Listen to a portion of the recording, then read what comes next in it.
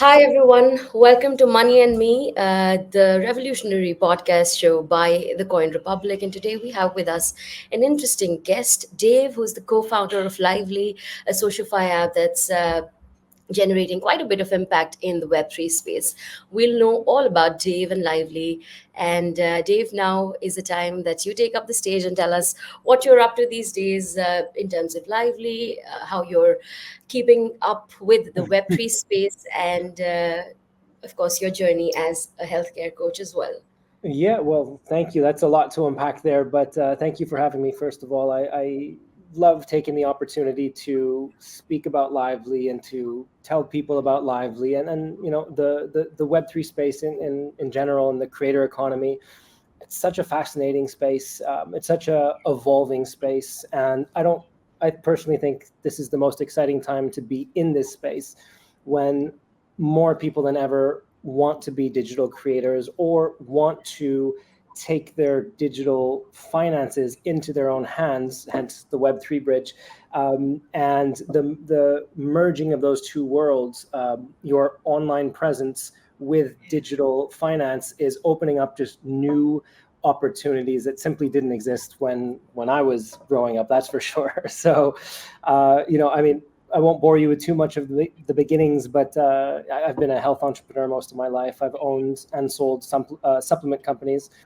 Most recently, one here in the Middle East, and my passion that led to the creation of Lyvely is helping people improve their quality of lives, whether that's through the wellness route, through taking care of their health and their nutrition and their fitness, or taking care of their financial wealth and financial well-being, I should say, and pursuing a life, and now I say a livelihood, doing something they really love. Because at the end of the day, how we spend our day working, and how we spend our day earning money is the biggest part of our life, right? I mean, that just takes up such a huge part of our time. So with Lyvely, our mission is to provide a social platform where everyone in the world can create a profile and from day one monetize from that profile, whether they are digital creators that have fans and followers on other socials that come to Lyvely to monetize their exclusive content, or to start monthly recurring memberships for a community they start with our Lyvely community feature, or whether they are in the Lyvely ecosystem to become brand affiliates and connect with brands that are in the Lyvely ecosystem.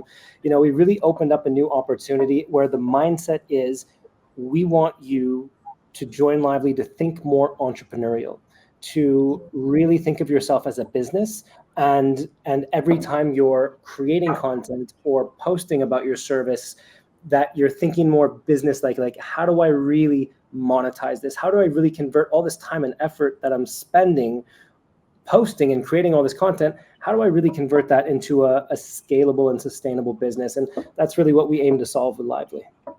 Absolutely. So, a lot of, from what I get, a lot of impact stories is what you're trying to generate from Lively. Of course, the concept from which Lively is born does seem to be very different from the kind of social media apps or social platforms that we already have in this space.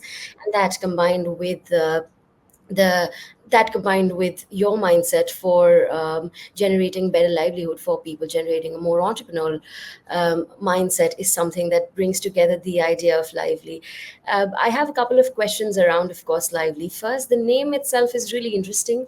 I see how you guys have modified the spelling of Lively. Would love to know the story behind that, and of course the inspiration behind you founding Lively. Of course, your last what you spoke about recently did address of those things, but we also have to talk about the need that content creators have felt in the market. How is Lively trying to fill those gaps in the SocialFi space? Uh, Again, all right, lots there again. So I'll start from the beginning, where you asked about why Lively as a name. So really, for myself and my co-founders, so Well, I'll start there. So myself and my co-founder is a brilliant woman who is a leader as a chief legal officer. She's worked, as the right hand to some of the most influential leaders in the world. She's brought billion-dollar companies public and listed them IPO. And I'm very blessed to say that she is my co-founder and Lyvely CEO. Incredible leader. So when it was 2019, I had just sold a health business, and my co-founder was working in a top legal corporate job, and then the lockdowns happened, and we saw so many of our friends and family members lose their livelihoods in just like that.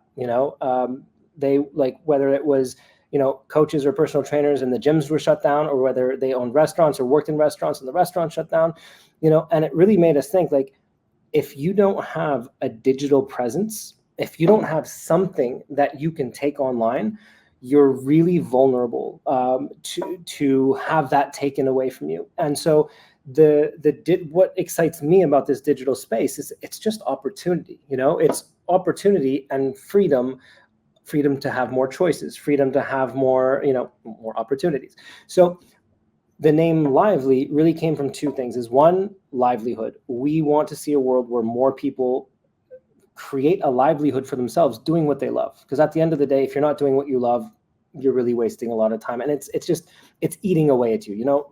Anyone who's listening who has had or has a job that you just don't love, it's like, ugh, work.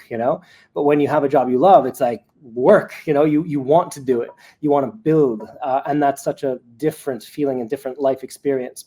So quality of livelihood comes from us for doing what you love, and also lively vibes. People are it's easy to become very, you kind of push adventure and excitement aside for comfort, right?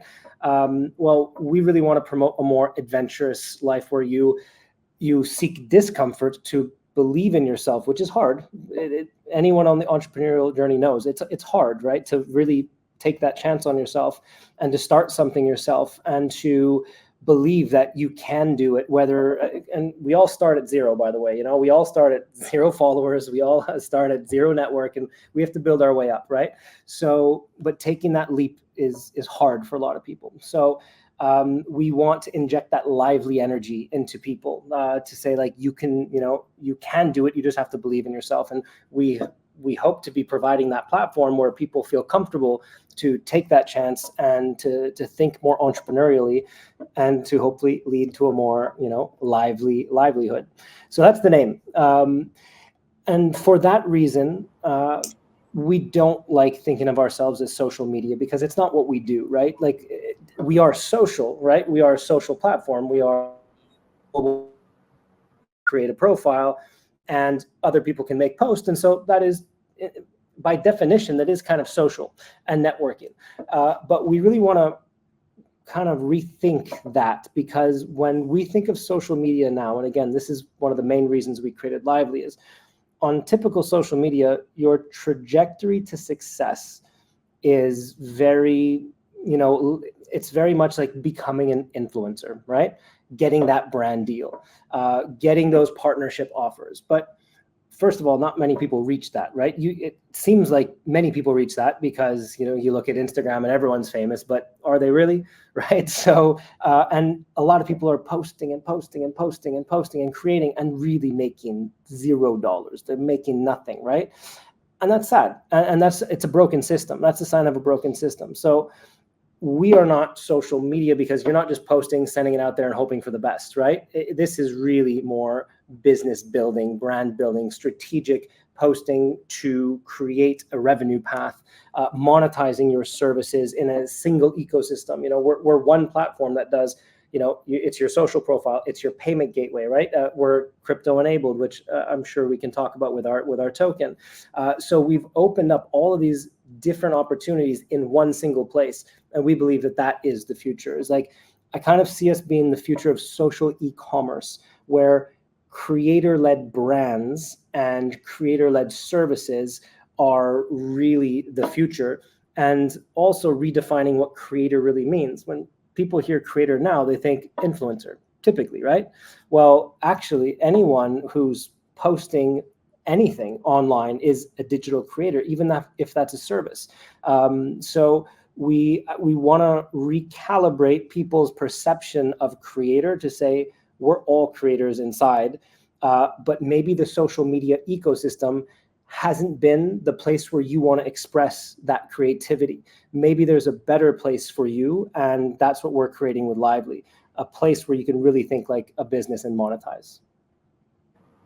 Interesting. So the idea of SocialFi came from empowering people, and that's Mm. what is also the groundwork. That's also what has been the groundwork for Lively, somewhere Mm. or the other. If you could briefly explain the concept of SocialFi and how Lively ties in the concept of your Web2 social media platforms and your Yeah. SocialFi platforms, Mm. while making sure that it is still the creators who are getting empowered, and Yeah. creator-led brands are the ones that are uh, Mm. in the front, and also trying to break the algorithm, because you were absolutely right when you said that when we look at social media we feel like almost everyone successful is an influencer, and it does seem rather easy to be doing that, when in reality it's the algorithms that you're fighting, it's big brands, and it is Mm. a lot of ad generated Mm. revenue that you Yeah. have to balance. So how does Mm. Lively sort of tie in the aspects of Web 2 and Web 3 Mm. while empowering creators? Great question. Great question. So just like you touched on, like it's easy to look successful on social media, right? That building up Absolutely. that character, it's very easy to pull off, right? Many people do it, but it is much harder to actually be successful, like in reality, right? So that's one thing. Uh, but SocialFi. So what is SocialFi? Social and finance, right? So it's the merging of two worlds. It's the merging of the social world and the financial world. Now we take that one step further, because technically it is the Web3 crypto world that created that name, right? For SocialFi, and it really means decentralized finance. So typically that's outside of the fiat payment gateways, like your Stripes and your credit card payments and all that, which are still fine because they're familiar, they work, they get the job done, but it's limited and there's a lot of high fees in that usually. So with Lively, we fall into the category of SocialFi because we're social and we have a full suite of financial tools, and some of those tools are decentralized. So Lively has our own token, right? So we have the Lively token, which is launching in Q3, Q4 this year.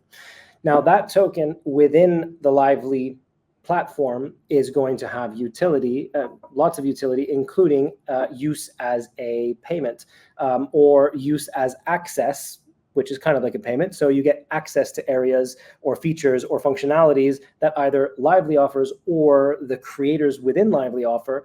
And being a holder of this token that permits you these accesses, or that grants you permission to have exclusivity within these communities. And as a payment, of course, there is no payment gateway fees, right? There's no transaction times or disbursements 2 weeks later, like a lot of the fiat payment gateways. It's instant, right? With no fees. So that, in that way, the Web3, like tokenization, blockchain, cryptocurrency has opened up a completely new opportunity for those who use it. Now, the challenge is those who use it is not the main population, right? It's a like the crypto crew, it's a small crew, right? If you look at the percentage, it's like, you see different figures between 6 and 8% of the world is using crypto, but realistically, if you look at active users, it's not that much, right? It's a very small portion, and Lively really hopes to change that. We hope to take all of our creators who currently is tens of thousands and soon to be hundreds of thousands and millions by the end of the year. We haven't even officially launched, by the way, which is exceptional. We've already won social platform of the year and we're making great traction, but we really haven't even barely gotten started. So we have exciting times ahead, but getting ahead of myself. So our Web2 users who haven't adopted the cryptocurrency for a variety of reasons. Maybe the barrier to entry was high, the learning curve was steep, it was an intimidating, world for them. They were comfortable on Instagram, they're comfortable on TikTok, they feel awkward on Telegram and awkward in Twitter. It's different worlds. But a platform like Lyvely has a massive opportunity to fuse the two worlds harmoniously by giving our creators a very intuitive user experience that they're completely used to, just like any other social platform. But then we implement our token into that experience, and all of a sudden they're interacting with a token that they don't even care if it's blockchain or cryptocurrency. They just say, hey, this token, these points or whatever it is allowing me to do all these different things. I'm getting access, I'm connecting with interesting people, I'm joining these amazing events, and I'm paying or getting paid by it, and I'm not paying transaction fees. This is amazing. What is this? Oh, this is crypto. Like that, when that happens, that's when we're going to get mass adoption. That's when things are going to get really exciting. And we're going in that direction, like not just we Lyvely, like the industry is going in that direction, thankfully, because the growth in the user adoption has been slow. But we really hope to be, part of the leaders in the movement that is changing that. Absolutely. And mass adoption is something that we as a sector talk a lot about. But if we look at what's happening in real life, we see that we're still a tad bit away from that reality. You briefly spoke about Lyvely token, and incidentally, my next question was around your token launch, how it's going to happen, what are the big plans for the Lyvely token launch, and also how does this particular token sort of differentiate from all the other token-based projects in the market. We know that what we saw in the last couple of years was a lot of crypto natives as well distancing themselves from tokens or token-based projects. How does Lyvely sort of ensure that they instill that sort of a confidence in their audience? And how would Lyvely token help creators maximize or monetize their content while engaging with their audiences? Great. Really, I mean, that's the $1 million question there is like, and this is a big part of our mission. And we're spending a lot of, brain power trying to crack this to make sure that we are doing things differently, because, and inherently we are doing things fundamentally. We're taking a different trajectory from the word you used, is the crypto natives. I'll be the first to admit, until a couple of years ago, I was not a crypto native. I did not consider myself a crypto native. I had invested in crypto way back in the day. Like I remember Ripple when it was like 18 cents, and like that worked out well. But it doesn't always work out that well, right? This was way back. But I barely considered myself a crypto native until 2 years ago when I really founded Lyvely with my co-founder. But the benefit of that is that we're thinking differently. We're thinking from a user perspective. Is like, hey, what was deterring me as a user from really becoming a more active investor, or what was deterring me from using, a token as a mode of currency or as a utility or in whatever use case? Like, what was deterring me? And we evaluated all of the deterrents and all of the, friction in the, crypto native arena of whatever ecosystem and platforms you were using, with the dApps and the complicated wallet logins and the 20 seed phrase. And we said, okay, those are turning a lot of people off. That is preventing mass adoption. That is a very high barrier to entry with a steep learning curve, and we have to change that. So again, just like I was saying before, is like everything we've designed our token to do is like stealthy. It's very stealthy. It's like you barely even know that it's being used, or I should say, you barely even know that it's cryptocurrency, and that the technology behind the token is irrelevant to the user. The user just cares, what is this allowing me to do? And look at all the great stuff I can do with it. So that is something that has required us to put in a lot of thought, a lot of planning, and that's why our TGE date is Q3, Q4 this year, probably October, and we wanted to give us that time to smooth out all of the experiences that touch the use of our token. So that's all in play right now. So yeah, I can't give too many more details about the token and the launch and whatnot. We have some really exciting things coming. We have some very smart people behind the token. I mean, our team and advisors are legends, ex Binance, ex Huobian OKX, and like just heads of growth from some of the most successful projects. Like, we've put together the dream team, and our backers, our investors are like top 5 largest Bitcoin miners in the world. So like, we're in a very good ecosystem, right? We have we have the ingredients for an extremely successful token launch, but almost more importantly than that is, we're an equity-backed business. It's not very important, for this conversation, but it is important for the Lyvely mission. Is we don't rely on our token sales to float our business. We're funded, like we're building our business, and we have, like a 5-10 year exit strategy, or even to take our company public, right? So our token is actually a complete dual economy. So we're really nurturing that token's value over time. Like, we're in this for the long haul, because we're an equity-backed business by we're corporate essentially. So that is allowing us to think very differently about everything we're doing around this token. And instead of planning on like, oh, what's going to happen in this bull run, it's like, okay, yes, of course, we're planning to maximize gains, but we're really thinking years ahead. Like, what will this token do, and how do we ensure it has growing utility and growing demand over 2, 3, 5, 7+ years? That sounds pretty amazing, and you're absolutely right about what really matters is the impact that a technology generates. Users hardly care about the kind of technology that they're using, as long as it gets the work done. It works for them. As an entrepreneur, and you've had quite an immense journey as an entrepreneur yourself. You spoke about how back in 2019 you sold your first healthcare venture, and you've also successfully launched ventures in the GCC region, which has sort of been which has been a tricky job for a lot of other entrepreneurs. What were some of the key factors behind your entrepreneurial success in the market and in that particular sector? And geography as well.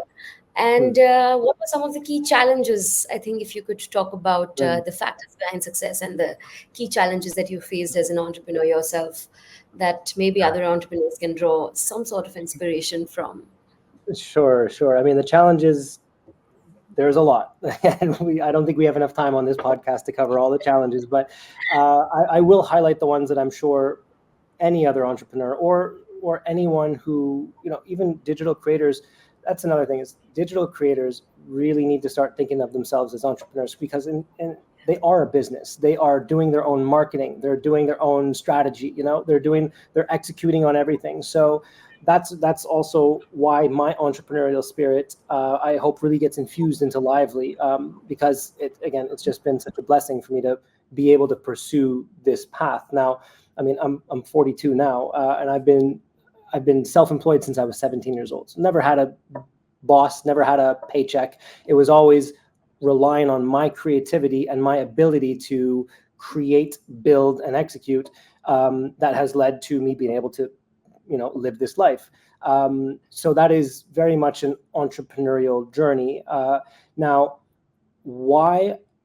one of the big reasons why I found success in this region, and so if I don't know if this podcast is regional or not, but anybody listening from the MENA region, and you're starting something up, I think what really led to the success of my most recent supplement company, which I sold my shares in, is knowing that this region is different, and knowing that this region really depends on community. So focusing on community here in this region is just massive. And I mean, of course, you need a great product, right? You need, a great team. Like, no entrepreneur, very few are single, right? It is the people you get together that come together to bring an idea to life, right? So of course, great product, great team. You got to have that. You're not going very far without that. But in this region, really understanding the value of community building and networking And I mean, knowing the right people, that kind of goes for any place. But what I found here is I've been in the wellness space for, since I was 20 years old, so 22 years. And so, making supplements, nutritional products, that was a no-brainer for me. I've been doing it my whole life for myself, for my clients. So when you know the space cold, and I knew the space cold, right? So that, tip to entrepreneurs is try to build something that you just know so well, that fuels you, that you can speak about with confidence, and that the needs of the clients around you. So that really was what allowed my business to take off so fast. Is I knew how to build the product. I knew the consumer demand. I knew what was missing in the industry, and I had been in the region long enough, a couple years, to see like, wow, this is a really community-oriented place. Like, if you have like the gym community, you have all of these other, you have the cyclists, then you have the golfers, then the golfers are also executives, so then you get the businesses. So you really have to link things together and realize that in this region, community and network go a long way. I do think that applies for other places as well. So maybe that's a tip for all entrepreneurs, but especially in this region, it's really, really important. So don't neglect the community building aspect. Focus on that just as much as any other marketing effort you have, is like bring people together. That's the nugget of wisdom I can leave to anyone here starting something up. And you're absolutely right about the importance of communities, and not just Web3, but for entrepreneurs, businesses at large. I mean, now you look at the marketing budgets that big firms have, and that goes on to show the kind of impact that they want to generate through communities. Yeah. And I'm sure that the meme coin mania, the way so many meme coins in our space have skyrocketed, and it is one of my favorite topics to talk about, because It's pretty powerful. it does go on to show the power of communities, and how if so many people believe into a concept, it does sail well. When we talk about emerging technologies, however, like, of course, blockchain, Web3, AI, and the last couple of years, we saw the NFT boom, and then we saw the AI boom, and now so many people in the market are talking about Deepen and RWAs. From an entrepreneur's POV, how do you approach these technologies, and what sort of an impact do you think that these technologies can bring to social commerce as well as communities?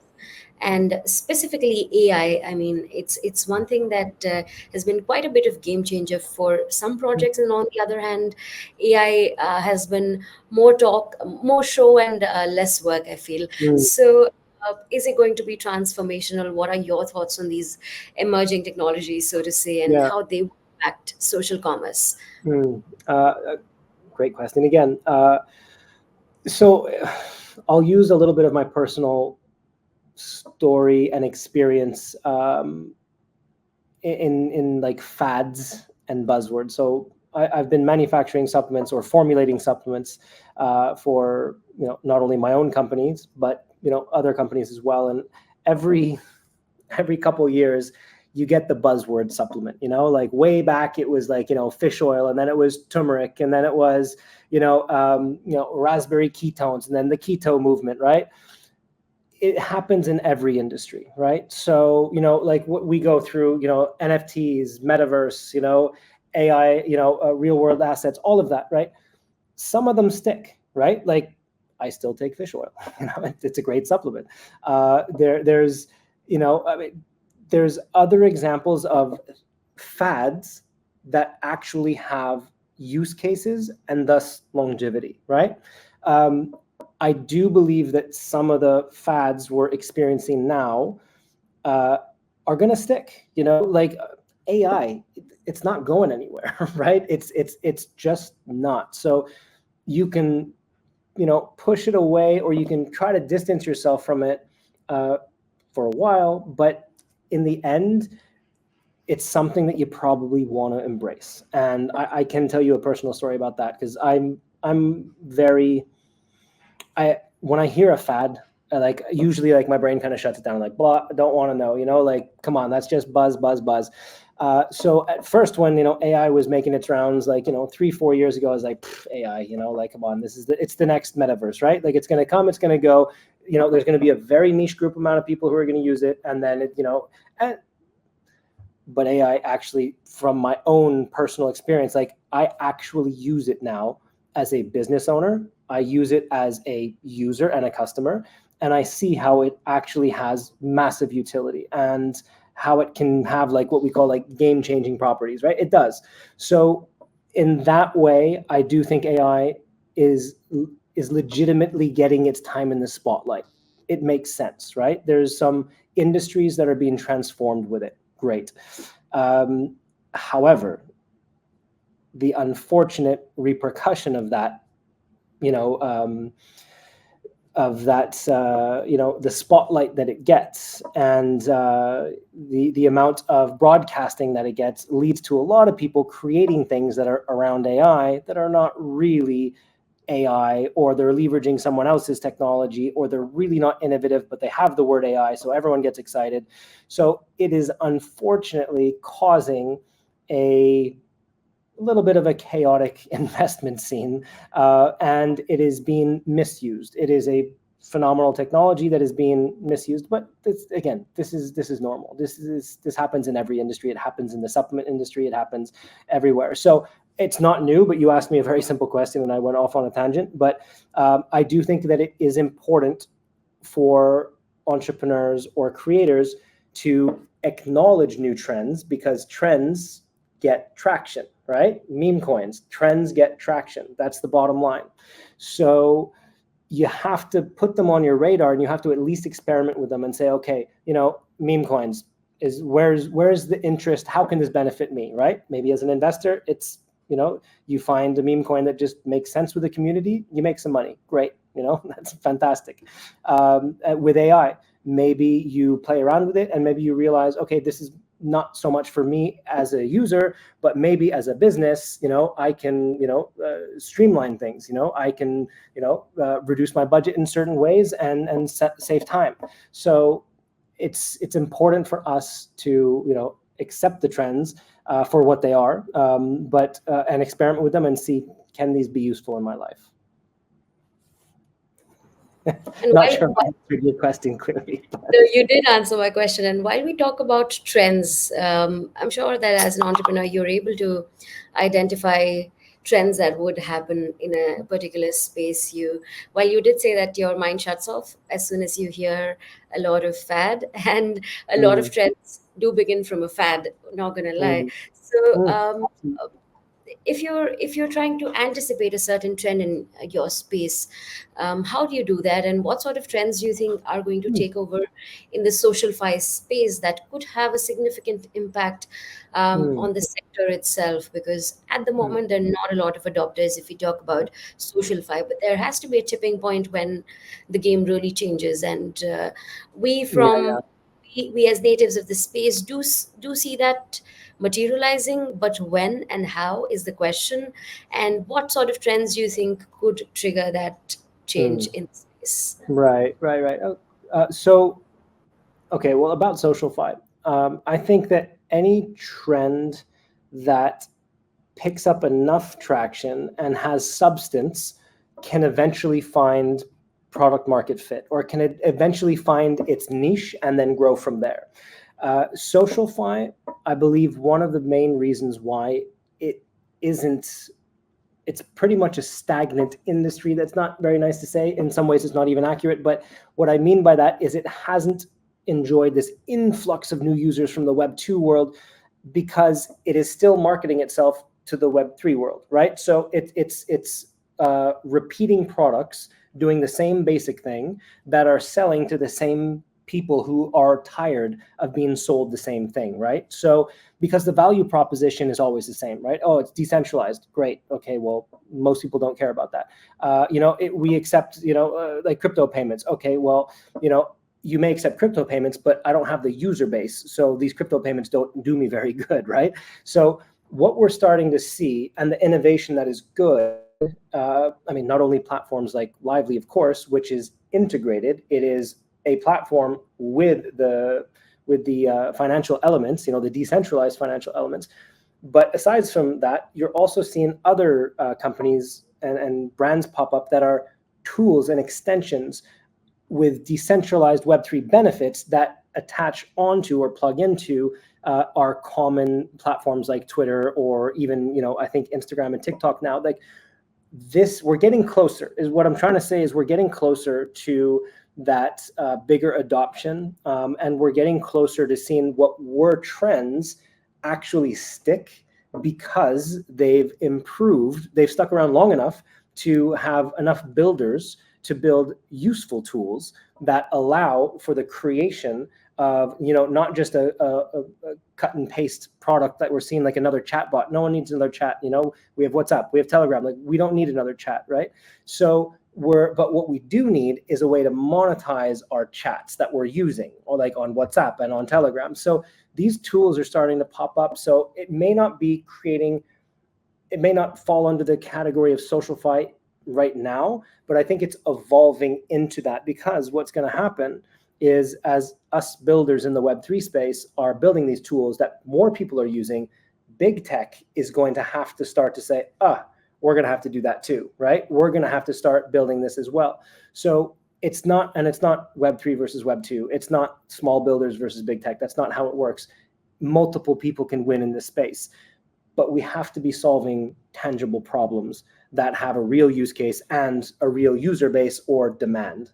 So I think, to answer your question more clearly, anyone in the SocialFi space, or anyone looking at, creating more mass adoption, or ushering in from a trend to bigger use case, is we really have to look at the macro, like everything that's going on, and start smaller. Like on every level, we just have to break things down and say, okay, what do the users really want? What do people really need? Absolutely. And that was definitely a very insightful conversation, Dave. But as my last question, I have to ask you, as a health coach, as a serial entrepreneur, how do you balance your activities with personal well being and health? And I'm sure you do not turn a blind eye to that. So, how do you balance all of those things while keeping yourself healthy? And it is rather important to focus on your well-being, your mental well-being, your physical well-being, and a lot of entrepreneurs sort of lose sight of that in the long run. And part of being a great entrepreneur is also taking care of yourself while you take care of your community. So how do you, Dave, manage that? Yeah, thank you. That's I'm glad that I have the opportunity to answer this question, because, like you said, as builders, as entrepreneurs, we have a responsibility to ourselves to keep ourselves, mind sharp, but body healthy as well, right? You cannot, some people can, but most cannot perform for extended periods of time when they're neglecting their well-being, their health, right? That's your sleep, your nutrition, your fitness, those core three. And I've been guilty of neglecting my health myself along my entrepreneurial journey. It took me a while to find that balance where, I used to go weeks and even months sometimes, like without going to the gym. And I'm like, and I'm sitting down, clack, clack, clack, building 12 hours a day, 15 hours a day. And I'm like, oh my, I should probably stand up and try to get some steps, like I've been through that phase. What I've found now for me is just get it done early. Like for me, I wake up early. I'm a very early riser, but I've had to train myself to do that. Just get it done. Get your fitness, get your workout done, before other people are even awake, ideally, or certainly before you're going to start getting calls. Got to get it done, because if you don't do it then, the day is going to run away from you. You're going to have calls piled up. You're going to have things to build. There's going to be fires that you have to put out, and you'll just miss it. So get it done first. And then, you start with your fitness. And when you do that, you're more apt, you're more conditioned to take your nutrition more seriously. Like, I just trained, I'm not going to eat stupid, and then of course, if you trained and you ate well, you got to sleep, because that's the key that wraps it all up. So that's hard for, when you're in startup mode and when you have to launch a business. There are going to be sleepless nights. There are going to be very late nights where you're going to have to fix things, and there's going to be a lot of them, but you still have to you have to prioritize yourself. So that may mean saying no to going out on the weekend that may mean saying no to a lot of things, but you got to say yes to your personal well-being, because you will perform better and you'll always thank yourself in the end. So yeah, that's important. Anyone building out there has got to take care of yourself. Absolutely. And yes to saying yes to your financial freedom and your personal well being. And it's amazing to see how you sort of manage to combine all of that while being able to have the thought for creating livelihood for a lot of people. And thank you so much, Dave, for talking with the Coin Republic today. It's been my pleasure interviewing you. And hope to see you really soon. As soon as you guys launch the token, we'd love to have you guys back on We'll our let you know. podcast. I would love to. That would be great. Thank you, Varuni. Appreciate it. Absolutely. Thank All you right. so much. Thanks, everyone. All right. Take care. Bye-bye. Take care. Bye bye. See you.